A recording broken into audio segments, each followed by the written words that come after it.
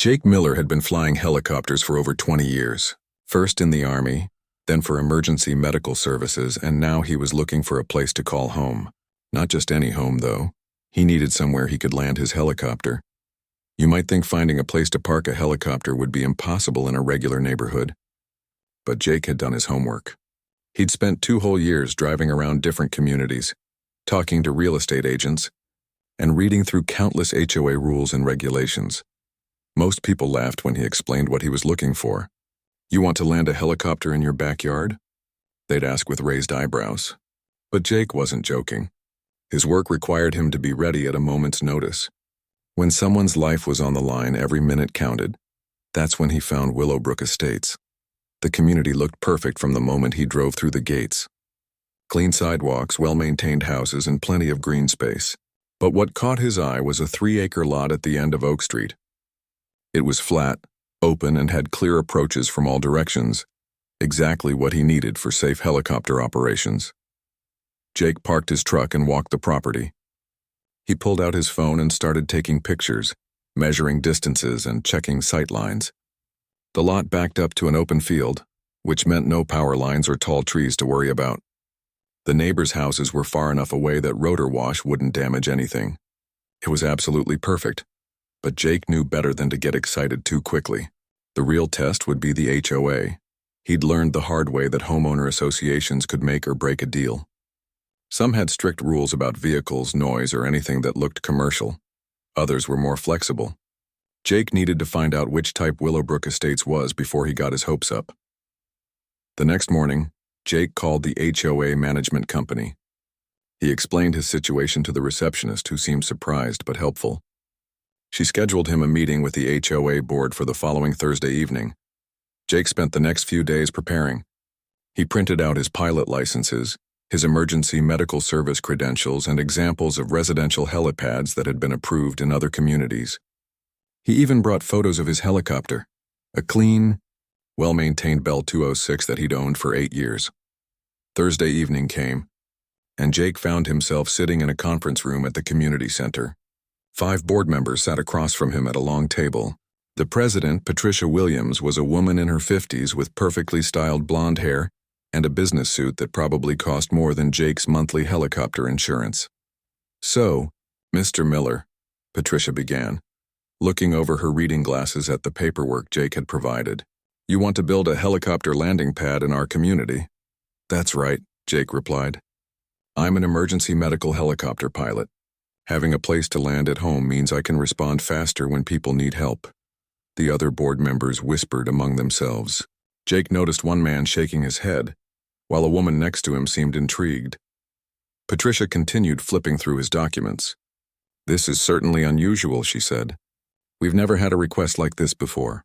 Jake had expected this reaction. "I understand it's not common," he said. "But I've done this before in other communities. I follow all FAA regulations, carry full insurance, and I'm very careful about noise and safety." One board member, an older gentleman named Robert, leaned forward. "What kind of flights are we talking about? How often would you be coming and going?" "Mostly it would be for emergency medical calls," Jake explained. "Those are unpredictable. Could be day or night, but usually not more than a few times a week. I also do some training flights to stay current, but those would be during normal daylight hours." Patricia set down the papers and looked directly at Jake. "Mr. Miller, I have to say this is quite impressive. Your credentials are excellent, and the fact that you're helping save lives, well, that's admirable." Jake felt a spark of hope. "However," Patricia continued, "we need to consider the impact on our community. Property values, noise concerns, safety issues. These are all valid concerns our residents would have." Another board member, a middle-aged woman named Helen, spoke up. "What about insurance? If something went wrong?" Jake had prepared for this question too. "I carry $2 million in liability insurance specifically for this type of operation. The helicopter is inspected every 100 hours by certified mechanics, and I've been flying for 20 years without a single accident." The questions continued for another hour. They asked about the size of the landing pad, what it would look like, how he'd handle emergencies, and whether other pilots would be using it. Jake answered each question thoroughly and honestly. Finally, Patricia called for a brief recess so the board could discuss privately. Jake stepped outside and paced around the parking lot, trying to read the situation. Some of the board members seemed interested, others skeptical. It could go either way. When they called him back in, Patricia was smiling. "Mr. Miller, the board has voted to approve your request with conditions." Jake's heart jumped. "What conditions?" "First, you'll need to submit detailed construction plans for approval. Second, the landing pad must meet all local building codes and FAA requirements. Third, we'll require a 1-year trial period to see how it works out. And fourth, no commercial operations. This is strictly for emergency medical work and personal use." "Those conditions are completely reasonable," Jake said, trying to contain his excitement. "Thank you so much." Patricia stood up and shook his hand. "We think having someone like you in our community could actually be a benefit. Your helicopter might save lives right here in Willowbrook someday." Jake left that meeting feeling like he'd won the lottery. Not only had he found the perfect property, but the HOA had actually been supportive. Patricia had seemed genuinely interested in his work and impressed by his professional background. The next few months flew by. Jake closed on the house and immediately began working with contractors to build the helipad. The process was more complex than most people would imagine. The pad itself had to be perfectly level and made of materials that could handle the weight and downwash of a helicopter. Special lighting systems had to be installed for night operations. Wind indicators were positioned around the perimeter. The neighbors were curious but friendly. Kids would gather at the fence when Jake was working on the pad, asking questions about helicopters and flying. Their parents seemed excited about having a pilot in the neighborhood. Some even joked about getting free helicopter rides. Jake spent $40,000 creating a helipad that exceeded all safety requirements. The bright yellow H in the center was painted with special reflective paint that would show up clearly in his landing lights. Everything was designed to FAA standards for private helicopter operations. When it was finished, Jake felt incredibly proud. The helipad looked professional and impressive. He'd achieved his dream of having a helicopter at home, ready to help people at a moment's notice.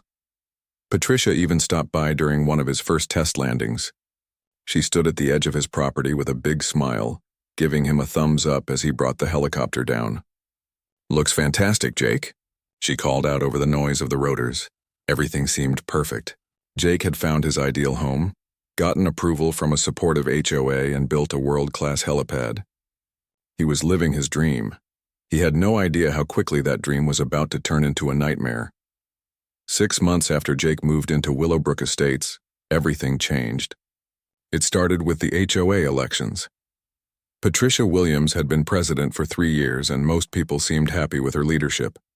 She kept the community looking nice, organized fun events, and handled problems efficiently. But this year, she faced serious competition from Tom Bradley, a retired teacher who thought the HOA was getting too controlling. The campaign got nasty fast. Tom went door to door talking about excessive rules and power-hungry board members. Patricia fought back by reminding people about property values and maintaining community standards. Signs appeared on lawns, neighbors argued at the mailboxes, and Facebook groups turned into war zones. Jake tried to stay out of it. He barely knew either candidate and figured politics weren't his thing. But he noticed Patricia seemed stressed during those final weeks before the election. She'd always been friendly when they passed on the street, but now she looked distracted and worried. Election night came, and Patricia won by just 12 votes. It was closer than anyone expected, and Jake could tell she was shaken by how many people had voted against her. The next morning, he saw her in her front yard, staring at Tom Bradley's campaign signs like they were personal insults. That's when Jake started noticing the letters. The first one appeared in his mailbox 3 days after the election. It was typed on official HOA letterhead and signed by Patricia as president. The subject was Noise Ordinance Reminder, and it politely reminded all residents that excessive noise between the hours of 9 p.m. and 7 a.m. is prohibited. Jake read it twice, confused. He'd never flown during those hours except for genuine emergencies, which were specifically allowed under the original approval. He figured it was just a general reminder sent to everyone and threw it away. The second letter came a week later. This one was about commercial activity restrictions and reminded residents that running businesses from home required special permits. Again, it seemed like a general notice, but Jake had a strange feeling it was aimed at him. The third letter made it obvious. The heading read, Helicopter Operations, Clarification Needed, and was addressed specifically to Jake. Patricia wanted a written explanation of every flight he'd made in the past month, including times, destinations, and purposes. She also requested copies of his insurance policies and pilot certifications. Jake called the HOA management company, but they told him to work it out directly with Patricia. So he drove to her house that evening, documents in hand. Patricia answered the door in a silk bathrobe, clearly annoyed at being bothered. "This couldn't wait until business hours?" she asked. "I just wanted to clear up any confusion," Jake said, holding out the paperwork. "Here's everything you requested. I think there might be some misunderstanding about my helicopter use." Patricia barely glanced at the documents. "There's no misunderstanding, Mr. Miller. The board is receiving complaints about noise and potential safety issues. We need to make sure you're operating within the approved parameters." "What complaints?" Jake asked. "I've talked to all my immediate neighbors. They've never mentioned any problems."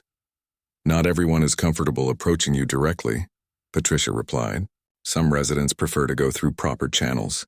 Jake felt frustration building. "Can you tell me specifically what the complaints are about?"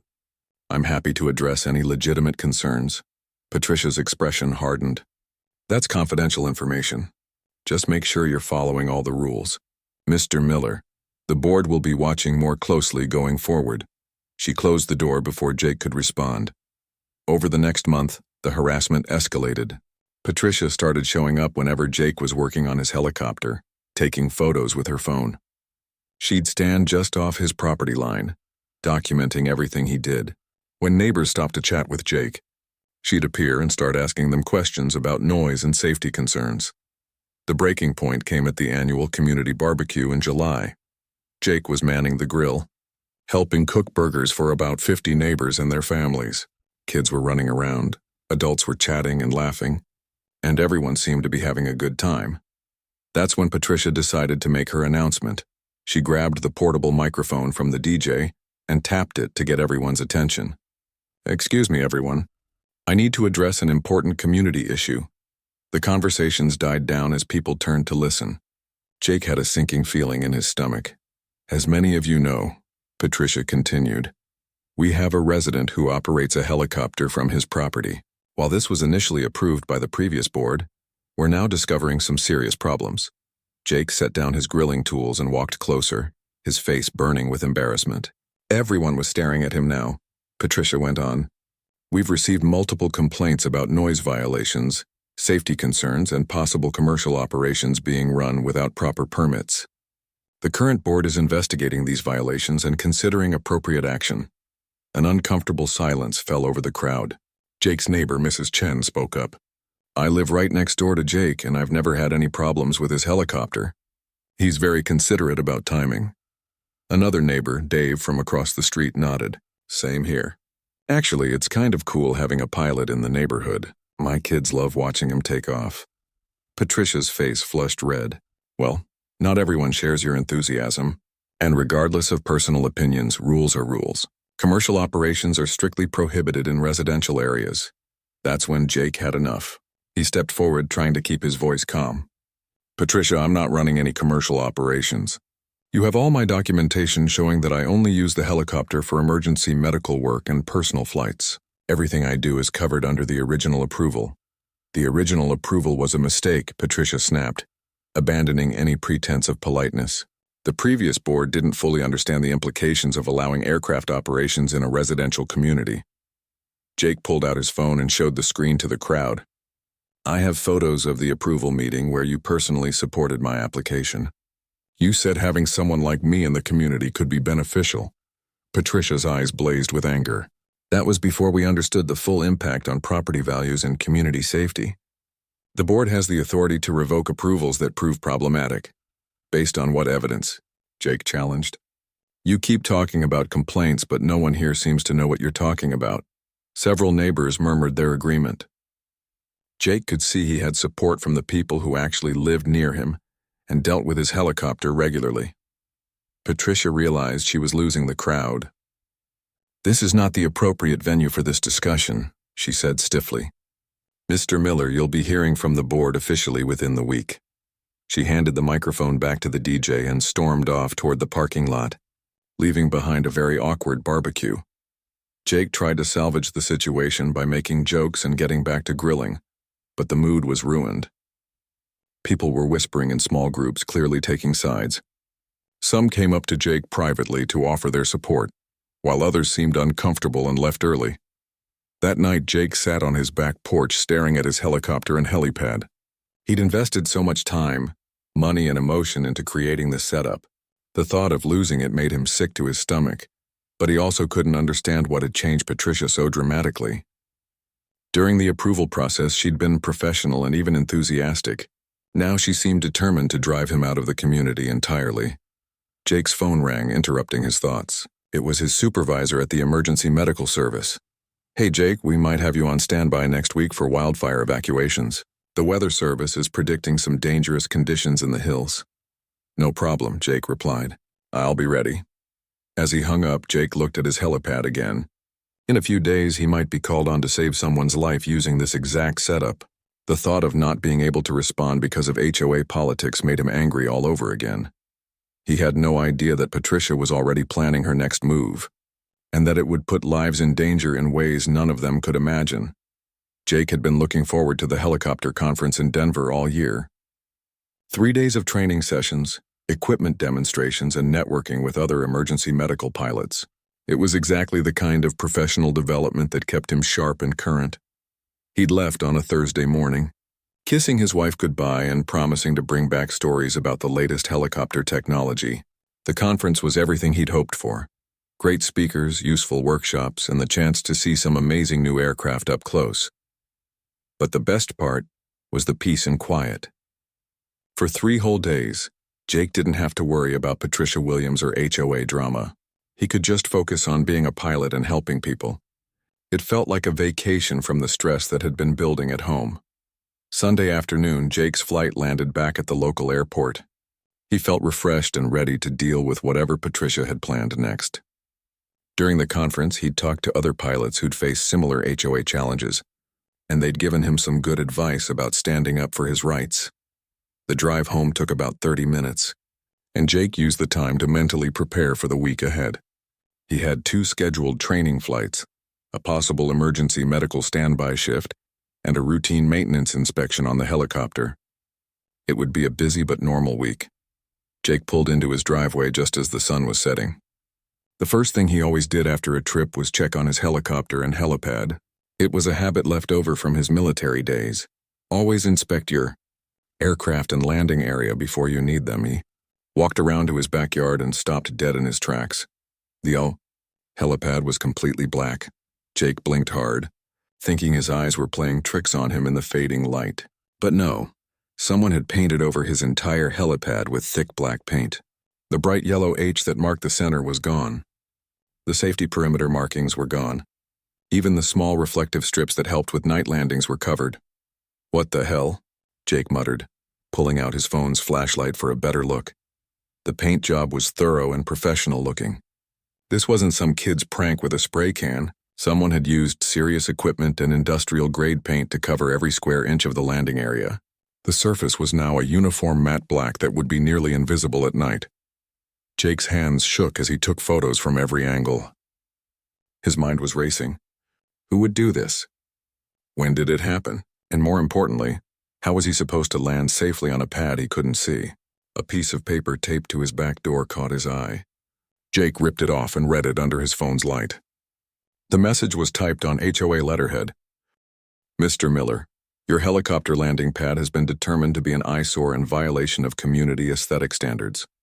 Per HOA Regulation Section 12.4, you have 30 days to remove this structure or face legal action and daily fines. The black paint is temporary coverage until removal is complete.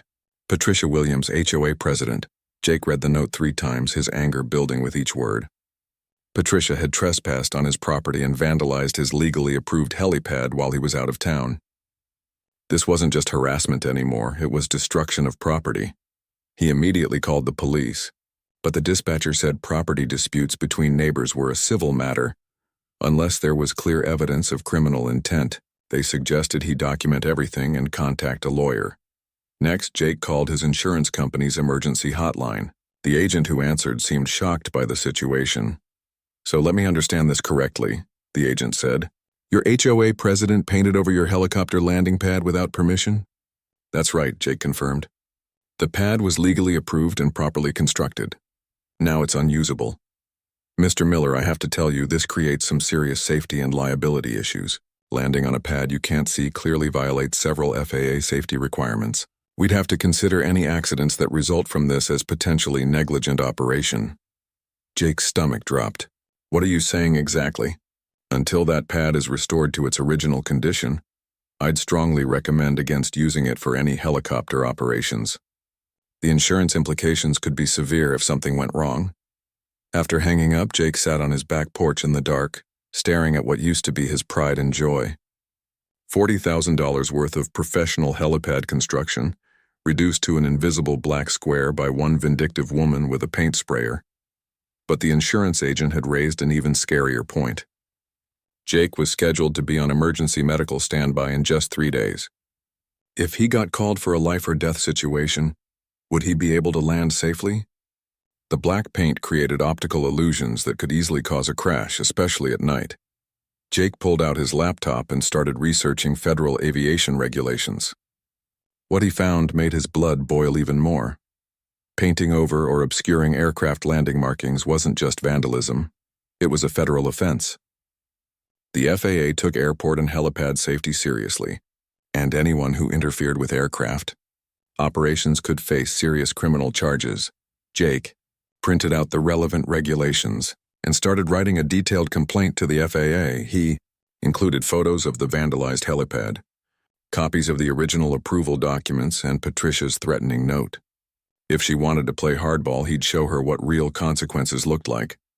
But even as he typed, Jake worried about the timing. The FAA investigation process could take weeks or months. He needed his helipad operational now, not after a lengthy federal investigation. Monday morning, Jake called a helicopter landing certification company to get a professional assessment of the damage. The inspector, a former FAA official named Robert Chen, arrived that afternoon with cameras and measuring equipment. "I've seen some strange stuff in 30 years of doing this job," Robert said, shaking his head as he examined the painted-over helipad. "But I've never seen someone deliberately sabotage a landing zone like this." "Is it repairable?" Jake asked. "Oh sure, we can get this fixed. But it's going to be expensive. This paint is industrial-grade stuff designed to stick permanently. We'll need special solvents and probably have to repaint the whole surface. I'd estimate $8,000 to $10,000 to get it back to original condition." Jake winced at the cost but knew he had no choice. "How long will it take?" "If we start tomorrow, probably 3 to 4 days of work. But here's the bigger problem. Until this is fixed, your pad doesn't meet any safety standards. I can't certify it for operations in this condition." That evening, Jake's wife Amanda came home from her business trip and found him sitting in their kitchen, surrounded by legal documents and insurance papers. "How bad is it?" she asked, surveying the mess. Jake explained everything that had happened while they were both away. Amanda listened quietly, her expression growing more serious with each detail. "So Patricia basically made it impossible for you to do your job," Amanda summarized. "Worse than that," Jake replied. "I'm supposed to be on emergency standby this week. If someone needs a helicopter evacuation and I can't land safely because of her vandalism," Amanda finished his thought. "Someone could die," Jake nodded grimly. "I've already called my supervisor to explain the situation. They're trying to arrange backup coverage, but resources are stretched thin with fire season starting." That night, Jake barely slept. He kept thinking about emergency scenarios where every minute counted, and how Patricia's actions had potentially removed a critical resource from the community. The same community she claimed to be protecting. Tuesday morning brought another surprise. Jake found a letter in his mailbox from the HOA's lawyer, demanding immediate removal of his illegal aircraft landing facility and threatening court action if he didn't comply within 2 weeks. Jake had reached his limit. Patricia had escalated this from a neighborhood dispute to something that could literally cost lives. It was time to fight back with everything he had. He spent the day making phone calls to the FAA, to his lawyer, to local news reporters who might be interested in the story, and to every neighbor who'd supported him at the barbecue. If Patricia wanted a war, she was about to get one. But Jake had no idea that the real test was coming sooner than anyone expected, and that Patricia's vandalism was about to have consequences none of them had imagined. Jake's emergency pager went off at 2:47 a.m. on Tuesday morning, jolting him awake with its shrill beeping. After 20 years of responding to medical emergencies, his body still reacted the same way. Instant alertness, adrenaline flooding his system, mind already calculating flight times and weather conditions. He grabbed the pager and read the message. Priority 1, medical emergency, severe allergic reaction, child, Maple Street, road access blocked, helicopter transport requested immediately, Maple Street. That was less than half a mile away, right here in Willowbrook Estates. Jake rolled out of bed and started pulling on his flight suit, his movements automatic from years of practice. Amanda stirred beside him. Emergency call? She asked sleepily. Yeah, and it's close. A kid having a severe allergic reaction somewhere in the neighborhood. Amanda sat up, suddenly alert. Oh my God, is it serious? Jake was already heading for the door. Priority 1 means life-threatening. And if they're requesting helicopter transport, it's bad. He jogged through his house and out the back door toward his helicopter. The night was clear but moonless, making everything pitch black except for the light from his flashlight. Jake had made this run hundreds of times, but tonight felt different. Tonight, the familiar yellow markings that guided him to his helipad weren't there. Jake reached his helicopter and immediately began the pre-flight inspection, his hands moving by muscle memory over switches and controls. The engine started with its familiar whine and the rotor blades began their slow rotation. His radio crackled to life. Medflight 7, this is dispatch. Patient is a 7-year-old female, severe anaphylactic shock, breathing compromised.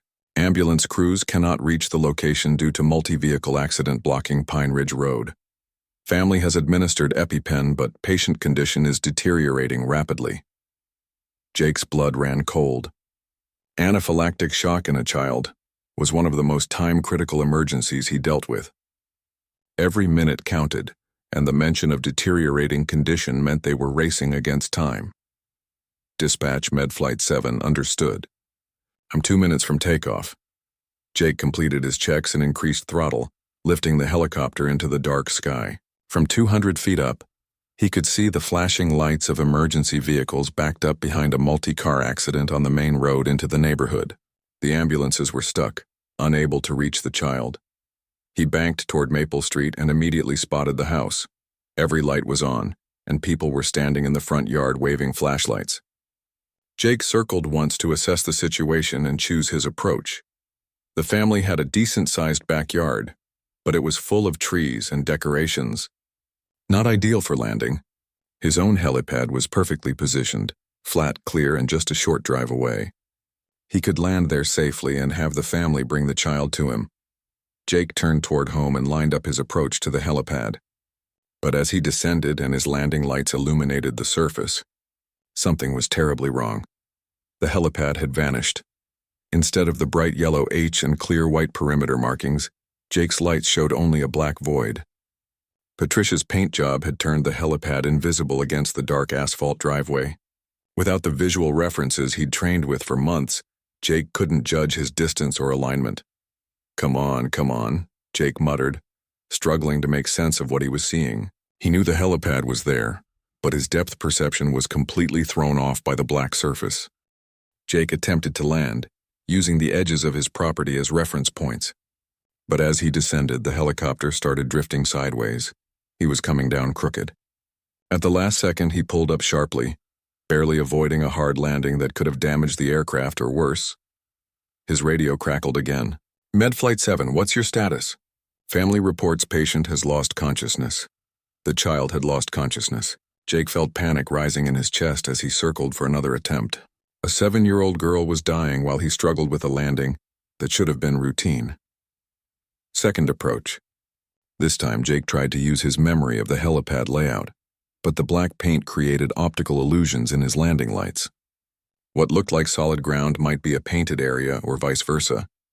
He started down again, fighting to maintain control as his depth perception failed him. The helicopter touched down hard on what Jake thought was the center of the pad, but the aircraft immediately started sliding sideways on the smooth painted surface. The black paint had made the helipad not just invisible but dangerously slippery. Jake pulled up again, his heart racing. Med Flight 7, we need your ETA. Patient condition critical. Jake was running out of options and time. The child was dying and he couldn't safely land on his own helipad because of Patricia's vandalism. Every second he wasted trying to land was a second the little girl didn't have. He made a desperate decision. There was a small field about a quarter-mile away, on the other side of the neighborhood. It wasn't ideal, rough ground, no lighting, and it would add precious minutes to the transport time. But it was his only option. Jake flew to the field and sat down as quickly as he dared on the uneven surface. He immediately radioed for the family to drive the child to his location, knowing every second was critical. 5 minutes later, 5 minutes that felt like hours, a car came racing across the grass toward his helicopter. Jake could see people running, carrying a small figure. The father reached the helicopter first, a little girl limp in his arms. Is she breathing? Jake called out as they loaded her into the aircraft. Barely, the mother sobbed, climbing in beside her daughter. Please hurry. Jake lifted off immediately, pushing his helicopter toward maximum speed. Through his headset, he could hear the mother talking to the unconscious child, begging her to stay awake, promising everything would be okay. The flight to the hospital took 12 minutes that felt like an eternity. Jake radioed ahead to have the emergency team waiting, and he could see them running toward the helipad as he approached the medical center. They transferred the child to the waiting doctors and rushed her into the emergency room. Jake watched from the helicopter as they disappeared through the automatic doors, the little girl still unconscious on the stretcher. 20 minutes later, a doctor came out to find Jake in the waiting room where he sat with the parents. She's stable, the doctor said, and Jake felt like he could breathe again. We got her in time, but it was very close. Another few minutes and the doctor didn't finish the sentence, but everyone understood. Another few minutes and the little girl would have died. Later, as Jake flew home in the early morning light, the full weight of what had happened hit him. Those extra minutes he'd lost trying to land on his vandalized helipad had nearly cost a child her life.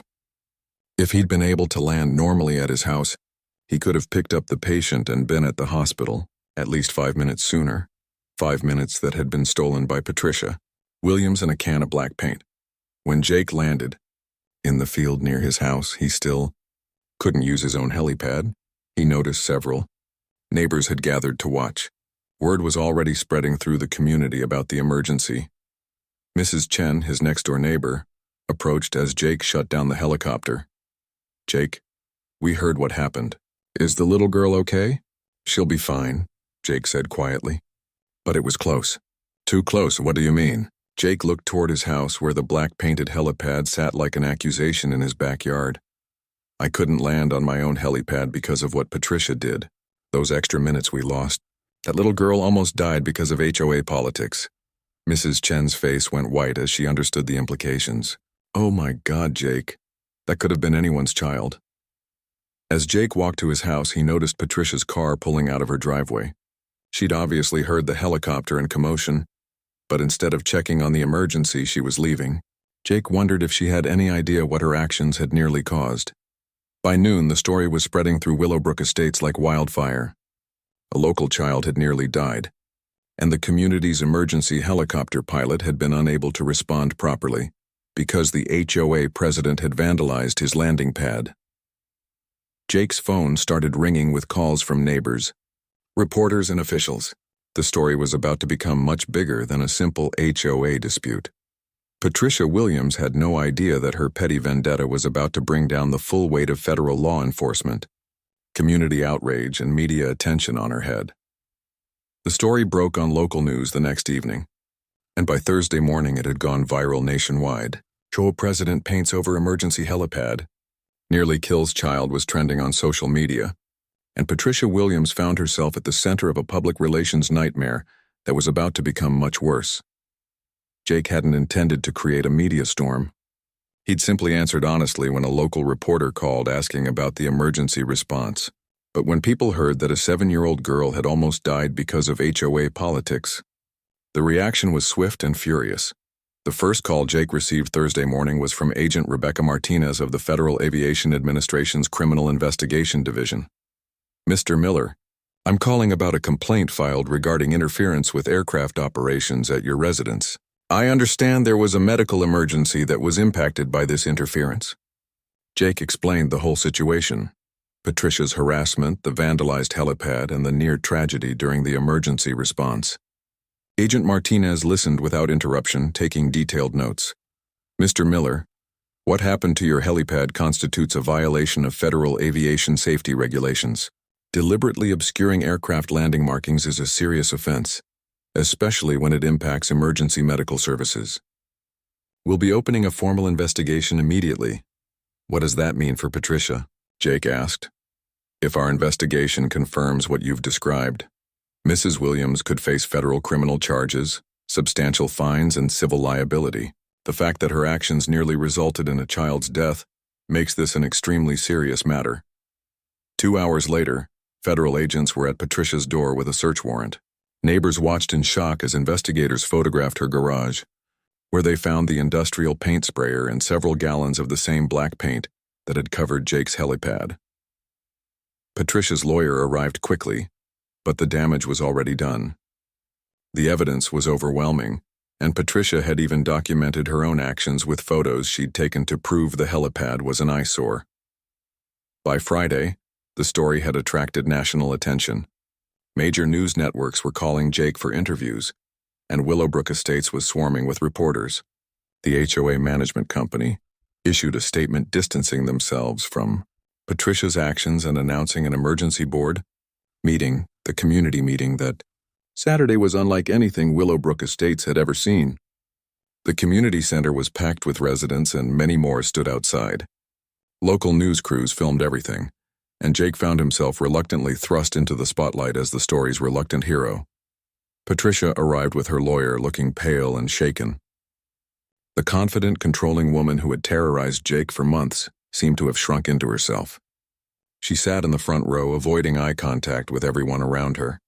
The interim HOA president, Tom Bradley, who had been appointed after Patricia's emergency suspension, called the meeting to order.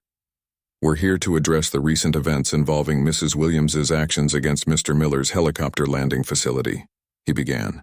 But before we discuss HOA business, I want to acknowledge that a child in our community nearly lost her life because of this situation. That puts everything else in perspective.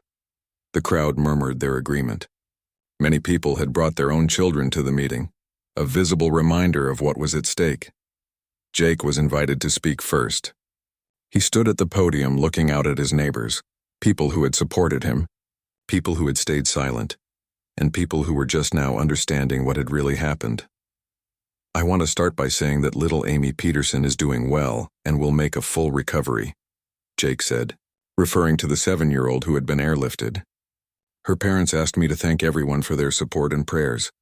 Applause filled the room. I never wanted this to become a public spectacle, Jake continued. I just wanted to do my job and help people. But what happened Tuesday night showed me that this isn't just about HOA rules or property rights. When someone interferes with emergency services, lives are at risk.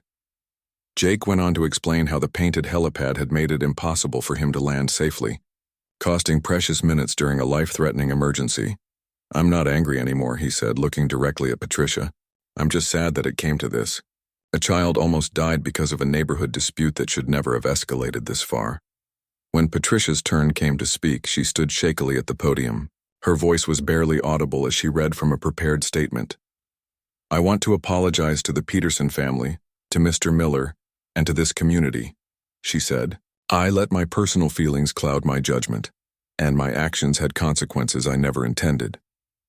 I take full responsibility for what happened. It was too little, too late. The crowd's reaction was cold, and several people shouted questions about why she had targeted Jake's emergency services in the first place. The HOA board voted unanimously to remove Patricia as president and to restore Jake's helipad at community expense. They also passed new bylaws specifically protecting emergency service infrastructure from any future interference, but the legal consequences were just beginning for Patricia. The federal investigation resulted in charges of interference with aircraft operations, a felony that carried up to 5 years in prison and substantial fines. Patricia ultimately pleaded guilty and received 18 months of probation, 500 hours of community service, and $75,000 in fines and restitution. The Peterson family filed a civil lawsuit against both Patricia and the HOA, seeking damages for their daughter's medical costs and emotional trauma. The case was settled out of court for an undisclosed amount, but sources close to the family said it was substantial. Patricia's homeowner's insurance dropped her coverage, and she struggled to find new insurance due to the federal conviction. The stress and legal costs forced her to sell her house and move out of Willowbrook Estates within 6 months. Meanwhile, Jake's helipad was not just restored but completely redesigned with even better safety features. The community raised money to install advanced lighting systems, wind indicators, and emergency communication equipment. A sign was erected at the entrance to Willowbrook Estates reading, "Home to Emergency Medical Helicopter Services, Landing Zone, protected by federal law." The story had a lasting impact beyond just their community. The case became a cautionary tale that was studied in HOA management courses and legal seminars. Several states passed laws specifically protecting emergency service infrastructure from HOA interference. Jake received hundreds of letters and emails from people around the country who had faced similar HOA harassment. Many were inspired by his story to fight back against unreasonable restrictions in their own communities. Most importantly, the improved helipad design and community support made Jake's emergency response capabilities better than ever. Over the following year, he was able to use the helipad for 6 emergency medical transports, including 2 more children from the Willowbrook area. Amy Peterson, the 7-year-old whose near-death experience had exposed Patricia's actions, made a full recovery. On the first anniversary of the incident, she and her parents presented Jake with a handmade thank you card that read, "To my helicopter hero." Jake kept the card on his refrigerator as a reminder of why he did what he did and why some battles are worth fighting, no matter how difficult they become. The helipad still sits in Jake's backyard today, with its bright yellow H gleaming in the sun, but now it represents more than just one man's dream of helping people. It stands as a symbol of what happens when communities come together to protect the things that really matter. And sometimes, late at night when Jake is called out for an emergency, neighbors come out of their houses to watch him take off. They wave as the helicopter disappears into the darkness, knowing that their community is a little bit safer, because one person was willing to stand up for what was right. Patricia Williams never returned to Willowbrook Estates, but her story serves as a permanent reminder to HOA boards everywhere that some rules are more important than others, and that the power to govern communities must always be used wisely and with respect for the greater good. The little yellow H painted on Jake's helipad might seem like a simple marking, but it represents something much larger: the difference between helping and hurting, between community service and petty power, and between someone who builds up their neighbors and someone who tears them down.